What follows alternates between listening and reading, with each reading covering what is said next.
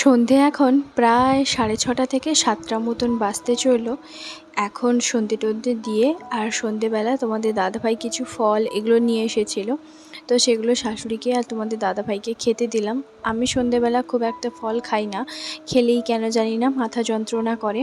আর তারপর কি বলতো, আমি যেহেতু চা খাই আর ফল খাওয়ার পরও চা খেতে নেই আর চা খাওয়ার পরও ফল খেতে নেই, তো সেই জন্য আমি খাইনি, ওদেরকেই দিয়েছি। এদিকে রাতে রান্নাটা করছি, সেটাও আমার শাশুড়ির জন্য আর তোমাদের দাদাভাইয়ের জন্য। আমি খুব একটা রাতে ভাতটা খাই না, মানে ভাত খেলে আমার ভালো লাগে না, মাঝে মধ্যেই খাই, হয়তো 15 দিনে একবার খাই।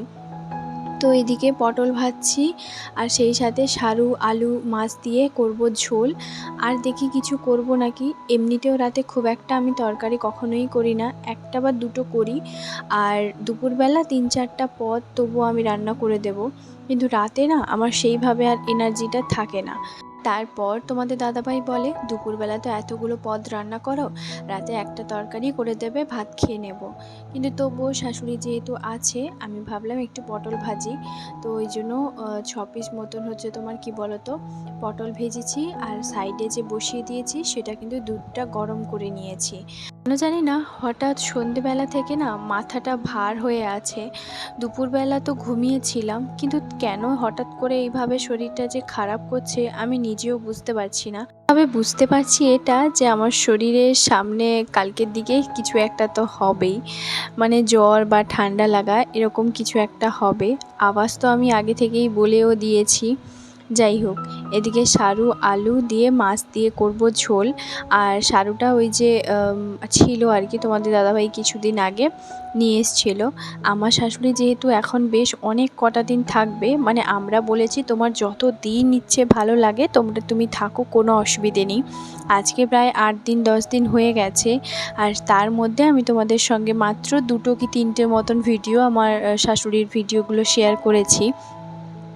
তবে আমার শাশুড়ি না 7 থেকে 8 দিন হয়ে যাওয়ার পর ওনার এখানে ভালো লাগছে না, যেহেতু স্বাভাবিক এখানে তো সেরকম কারোর বাড়িতে যাওয়া বা সেরকম সবার সঙ্গে পিএনপিসি করা গল্প এগুলো তো হচ্ছে না, যেটুকু হচ্ছে ওই ফোনে হচ্ছে।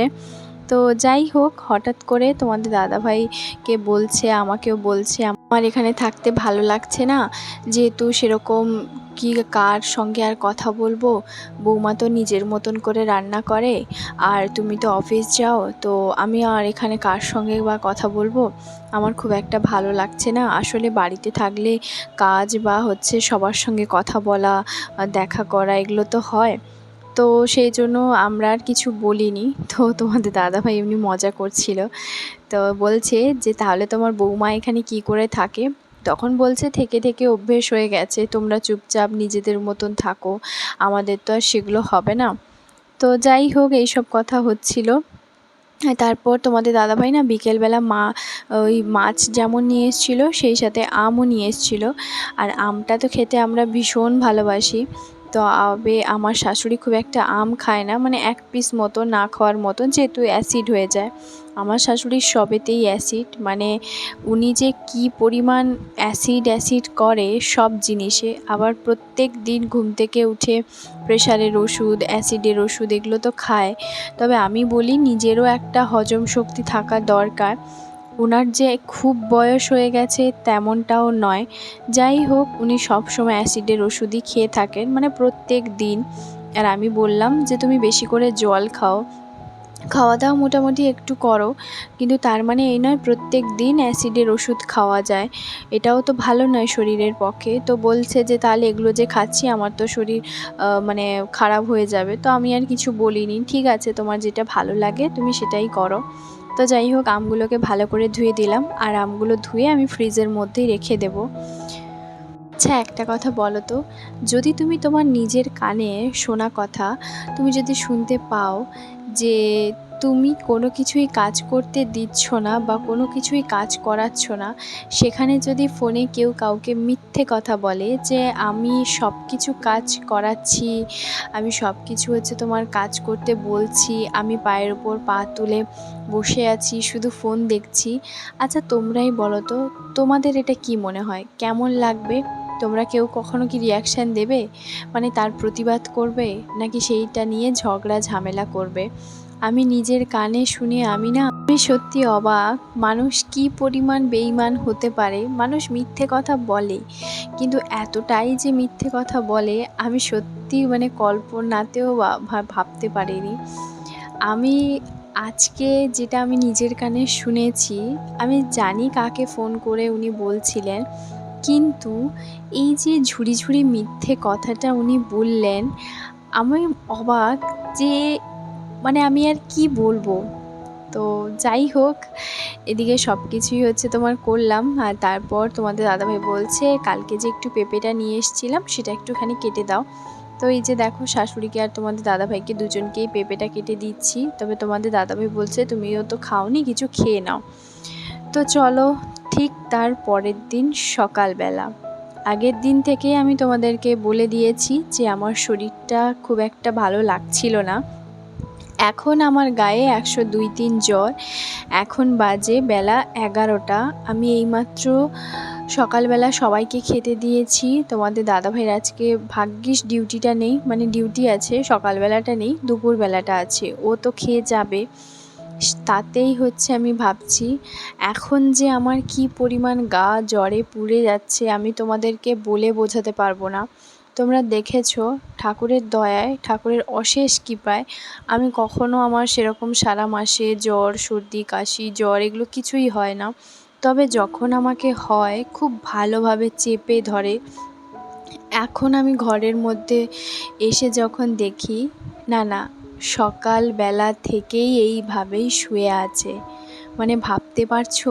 না এদিকে ঘুরেছে, শুধুমাত্র ঘুম থেকে উঠেছে, নিজেই প্রথমে ঘুম থেকে উঠে ব্রাশ করে খেয়ে নিয়েছে, দুপুরবেলা উঠেছে, খেয়েছে, ঘুমিয়ে আছে। একবারের জন্য যদি আমাকে জিজ্ঞেস করতো, বৌমা তোমার কতটা জ্বর, কি শরীরটা কেমন আছে, কি জ্বরের ওষুধ খেয়েছো নাকি, সকালবেলা যেভাবে তো আমার শাশুড়ি ঘুমিয়েছিল, তোমাদের দাদাভাই রীতিমতন তো ভয় পেয়ে গেছে, ভেবেছে হয়তো আমার শাশুড়ির শরীরটা ভালো না। তো আমি বললাম জিজ্ঞেস করো শরীর ভালো না নাকি। তোমাদের দাদাভাইকে বললো না না আমার শরীর ঠিক আছে, আমি এমনি শুয়ে আছি। আচ্ছা তোমরাই বলো, এমনি এমনি নাটক ছাড়া আর কি নয়। এই ভিডিওটা করার একটা মাত্র উদ্দেশ্য আমার, যে মানুষ কতটা পরিমাণে ভয়ঙ্কর নাটক মহিলা হয় সেটা এনাকে দেখেই শেখো। এখন বাজে 5:30, জানোই তো 5:30 6টা মানে ওই গরমকালের দিকে বা বৃষ্টির ওয়েদারে খুব একটা মানে সন্ধে হয় না, মোটামুটি থাকে। তবে এই সময়টা যেহেতু আমি সন্ধে দিই, এখনও পর্যন্ত শুয়ে আছে। মানে আমি সারাদিন তোমাদেরকে আমি দেখাচ্ছি যে উনি সত্যি ওই একটা কাপড়ে সেই সকালবেলা থেকে শুয়ে আছে। সকালবেলা স্নান করেছে না কি করেছে আমি তাও জানি না। একটা ঘরে যদি এই ধরনের মানুষ থাকে, এবার তোমরা বলো মেন্টালি কেমন পরিমাণ আমাদের অবস্থা হবে। আমি এখন সন্ধে দিচ্ছি, মানে ওনার ওঠার কোনো নামগন্ধই কিছু নেই, অথচ আমি অবাক হয়ে গেছি আমার রুমের বাড়ির মালিককে। আমি সকালবেলা হালকা হালকা বৃষ্টি পড়ছিল, তখন কাচরাওয়ালা ভাইয়া এসেছে, মানে ওই যে কাকুটা। তো তোমাদের দাদাভাই সেই মুহূর্তে না ঠাকুর পুজো করছিল। তো আমি মানে একদম আমার শরীর চলছে না, আর কাচরাটাও প্রচুর ভর্তি হয়ে গেছে, ময়লার গাড়িটা, তো ময়লার যে ডাস্টবিনটা, তো সেটা আমি ফেলতে গেছি। আর আমাকে প্রথম বৌদি বলে যে তোমার শরীর ভালো লাগছে না, মনে হচ্ছে তোমার কিছু হয়েছে। আমি বললাম আমার জ্বর হয়েছে। তো আমাকে প্রথম এই কথাটা বলে যে তুমি তাহলে বৃষ্টিতে ভেজো না, আমি তোমার জন্য তোমাদের সবার জন্য রান্নাবান্না করছি, আর রান্না করে 2 তরকারি আমি নিচে পাঠিয়ে দেবো। আমি বললাম না, রান্না করার দরকার নেই, আমি রান্না করতে পারবো, আমি 1 তরকারি ভাত করে নিতে পারবো। বললো তোমার যে শরীরের অবস্থা দেখছি, আমার তো মনে হচ্ছে না তুমি রান্না করতে পারবে, আমি করে দিই, কোনো অসুবিধা হবে না আমার। দেখো শরীর তোমার ভালো আমার খারাপ, এরকম তো মানুষ তো মানুষের পাশেই থাকবে। তো আমি বলি যে তুমি যে এটাই বলেছো এটাই আমার কাছে অনেক, কিন্তু আমার বাড়িতে যে এমন একটা মহিলা আছে, উনি আমাকে একবারের জন্য জিজ্ঞেস পর্যন্ত করেনি। তুমি দেখতেই পাচ্ছ তোমরা যে আমি ঘন্টা হচ্ছে মানে নাড়িয়ে যেহেতু পুজো করি, মানে ঘন্টা বাজাচ্ছি, এখনও পর্যন্ত উনি শুয়ে আছেন।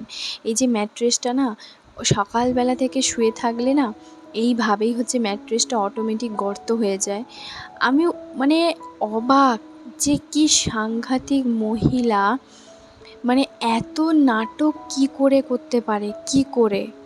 আমার যদি শরীর খারাপ না থাকতো আমি কখনো বলতাম না, কিচ্ছু না, আমিও কিচ্ছু বলিনি। কারণ আমার শরীর খারাপ, আমার গা জ্বরে পুড়ে যাচ্ছে। আমি জানি ঠিক কতটা কষ্ট হয়েছিল সেই মুহূর্তে সকালবেলা রান্না করতে। আমি যে ওই তরকারিটা কী করেছি না করেছি আমি নিজেও জানি না, তোমাদের দাদাভাইও খেয়েছে। আর সেই মুহূর্তে বাইরে পড়ছিল প্রচুর বৃষ্টি। আমি অবাক হয়ে গেছি, কি সম্ভবে একটা মানুষ শুয়ে আছে সকাল থেকে। আমার কিচ্ছু ভালোও লাগছে না। পরের দিন দুপুরবেলা তোমাদের দাদাভাই বলছে, তোমার শরীরটা ভালো হয়েছে, তুমি তো কালকে থেকে কিছু সেরকম খাওনি, একটু কি টক ঝাল মিষ্টি কিছু খাবে, আমি কিছু নিয়ে আসবো? বললাম কিচ্ছু নিয়ে আসো না, এমনি মাংস একটু নিয়ে আসো, ও বলেছিলাম তো বিরিয়ানি করব, তো বিরিয়ানি যেহেতু আজকে করছি না পরের দিন করব, আজকে একটু চিলি চিকেন বানাবো, তাড়াতাড়ির মধ্যে হয়ে যাবে, আর না হলে একটা যাই হোক কিছু করব। তো আমি চিলি চিকেনটাও বানিয়েছি। তারপর আমি রীতিমতন কালকে যখন 10:30টার দিকে, মানে 9:30 কি 8:30টার দিকে খেতে যখন বসে, তখন যখন এসে এমন নাটক করে খেতে বসলো, আমি একটাই কথা বলেছি, সারাদিন ওইভাবে শুয়ে পড়ে থাকলে মাথা এমনিতেই ধরে থাকবে, শরীর খারাপ যদি হতো তাহলে বুঝতাম।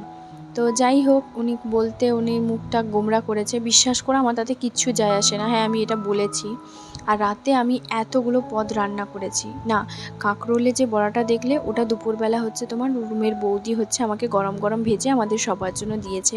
আর রাতে আমি করেছি ওই সুজি দিয়ে চিড়া দিয়ে একটা চিলার মতন, সেই সাথে করেছি ঘুগনি, আর সেই সাথে করেছি হচ্ছে তোমার চাটনি। কারণ আমি জানি আমার শরীর খারাপে আমার মা যদি থাকতো না তাহলে আমাকে এই কষ্টটা ভোগ করতে হতো না। কিন্তু ওই ভদ্রমহিলা যেহেতু আছেন, ওনাকে যদি কিছু রান্নাবান্না করে না খাওয়াই, উনি তো এমনিতেও আমার নিন্দা করবেন আর পরেও নিন্দা করবেন। তো সেই জন্য আমি যতটা পারছি করছি এই শরীর খারাপ নিয়েও। তোমাদের দাদাভাইও পর্যন্ত বলে, তুমি সারাক্ষণ তাহলে শুয়ে আছো কেন? তোমার যদি শরীর ভালো আছে তাহলে তুমি শুয়ে আছো কেন?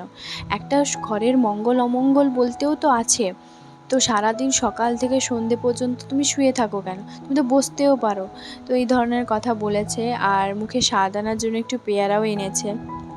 এই ওয়েদারটা না শুধুমাত্র যে নতুন জায়গায় এসছি তা বললে নয়, আসলে দেখবে এখন যে ওয়েদারটা হয়েছে, ভাইরাসটা এমন, একজনের জ্বর হলে বাকি সবারই ঘরে জ্বর হচ্ছে।